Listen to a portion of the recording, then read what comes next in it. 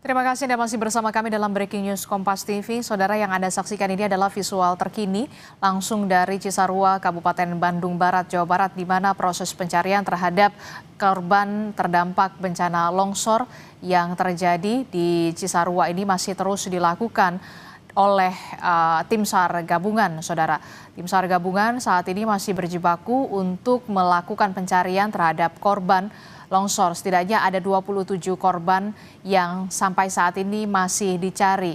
Dan tebalnya material longsoran tentu menjadi tantangan tersendiri bagi tim SAR gabungan untuk mencari korban hingga saat ini. Ditambah lagi faktor cuaca yang saat ini tengah turun hujan di wilayah Cisarua. Ini juga menjadi tantangan tersendiri bagi tim SAR gabungan untuk mencari korban, saudara. Sebelumnya di hari kemarin ada 50 kantong jenazah yang sudah diserahkan oleh ke pos DVI dan 36 korban sudah teridentifikasi. Kita akan tanyakan bagaimana sebenarnya apa yang menjadi penyebab longsor di Cisarua, Kabupaten Bandung Barat, Jawa Barat. Kita akan tanyakan kepada Direktur Eksekutif Wahana Lingkungan Hidup Jawa Barat. Telah bergabung bersama kami melalui sambungan daring Wahyudin Iwang. Selamat pagi Kang Wahyu. Selamat pagi Mbak. Iya Kang Wahyu, ini kan Walhi sempat mengatakan longsor di Bandung Barat karena ada kegiatan yang tidak sesuai. Nah, bisa diceritakan sebenarnya kegiatan yang tidak sesuai ini maksudnya apa? Ya, pertama saya ingin menyampaikan Mbak bahwa faktor ya dan pemicu. Nah, saya ingin menyampaikan dulu faktornya dulu. Faktornya ini adalah satu adalah bentuk pengabaian yang selama ini telah dilakukan oleh pemerintah kabupaten dan provinsi. Karena saya tidak meyakini pemerintah kabupaten maupun provinsi itu tidak mengetahui aktivitas masyarakat yang berada di desa Pasilungu, Cisarua ya, gitu. Artinya fungsi dan kontrolnya ini tidak dijalankan. Itu adalah akumulasi peristiwa longsor yang terjadi itu adalah akumulasi di mana abainya pemerintah selama ini. Satu itu adalah faktor. Faktor yang kedua bahwa peristiwa longsor itu telah terjadi dari mulai atas ya, di atas yang dimana di atasnya itu masih dalam kondisi baik ya hutannya. Tapi perlu diketahui bahwa kawasan tersebut itu di bawah pengelolaan perhutani yang dimana perlu dicek apakah ada kegiatan perhutanan sosial di situ ataukah HDPK di situ atau tidak yang bisa saja mengalihfungsikan yang tadinya tanaman keras gitu ya, yang tadinya tanaman keras ke tanaman MPTS. Yang ketiganya ada faktor di mana pohon itu jenuh ya, pohon itu jenuh dan tanah pun juga jenuh di mana ketika cuaca ekstrim dan intensitas ekstrim dia akan mengalami kelunturan gitu ya tanah dan pohon yang jenuh itu yang bisa memicu longsor itu terjadi. Nah, turut serta yang ketiganya adalah turut serta terjadi alih fungsi oleh komoditas pertanian.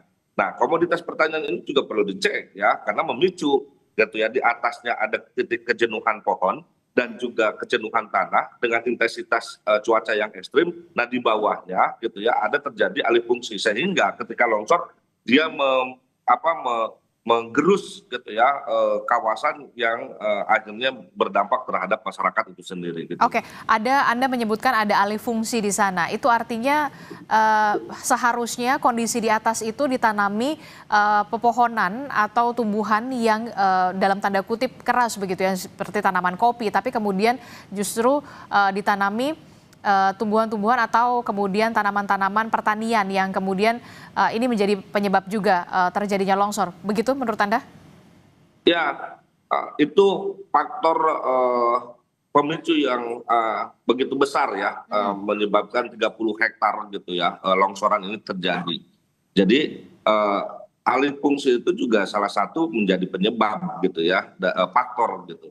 Selain apa yang tadi ya saya sampaikan, poin pertamanya itu ada bentuk pengabaian selama 20 tahun Walhi menyampaikan suara. Yang kedua, faktor keduanya itu adalah alih fungsi. Nah, yang ketiga, faktor ketiganya kalau melihat dari atas gitu ya, karena ini longsornya mulai dari atas gitu.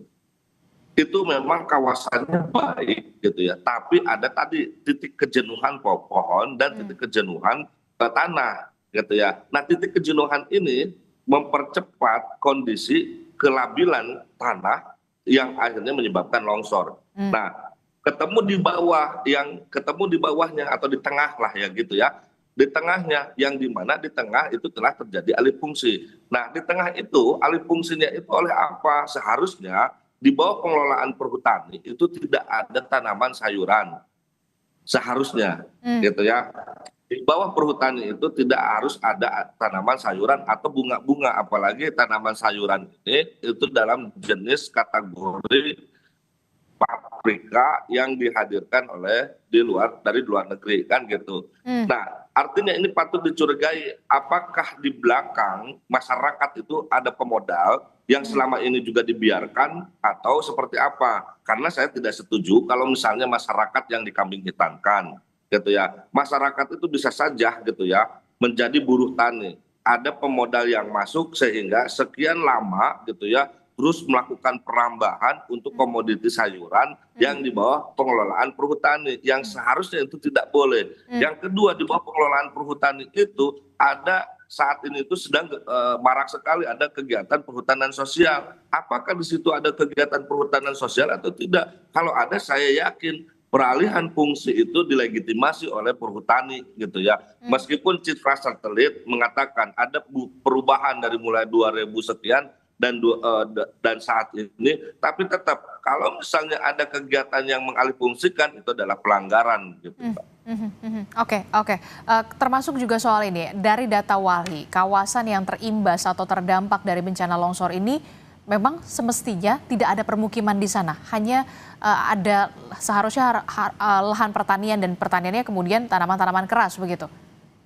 Ya, kalau ditanya apakah layak permukiman ada di situ atau tidak, seharusnya Badan Geologi, Mbak, yang menetapkan itu. Karena apa? Karena ekspertnya mereka di sana ya, atau PPMBG lah gitu ya.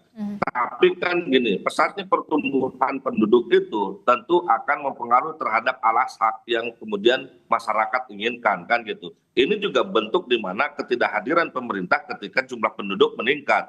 Harusnya ada penataan ruang yang baik, mana yang boleh atau mana yang tidak. Bahkan diperkuat dengan keluarnya Badan Geologi. Biasanya di Kemiri 45% itu tidak harus ada 45% ke atas ya, tidak harus ada pemukiman. Karena kerentanan di mana Jawa Barat itu memiliki kerentanan bencana yang tinggi, itu tidak disarankan.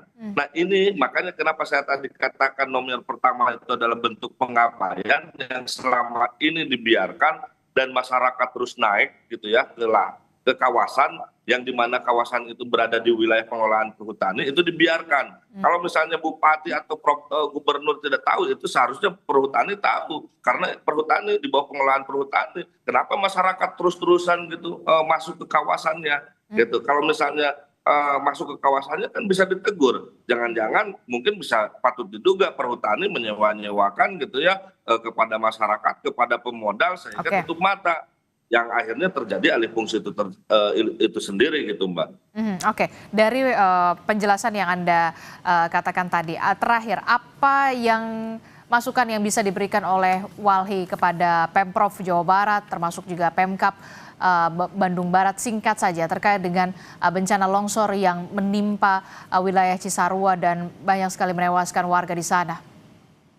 Mbak, saya tidak berharap bahwa statement saya ini dalam kategori siapa yang salah dan yang benar. Tapi yang terpenting kalau memang kita cinta terhadap alam dan nyawa manusia, sudah seharusnya tidak harus gimmick-gimmickan. Artinya rekomendasi yang kami keluarkan itu adalah salah satunya audit lingkungan, karena itu harga mati untuk memastikan daya dukung, daya tampung itu masih layak atau tidak di wilayah kawasan Bandung Utara yang meliputi KBB, Kota Cimahi, Kota Bandung dan Kabupaten Bandung. Yang kedua, jalankan penegakan hukum. Dan yang ketiga itu adalah upaya pemulihan dan perbaikan itu harga mati yang harus dilakukan oleh semua pihak, yang harus diliding oleh pemerintah.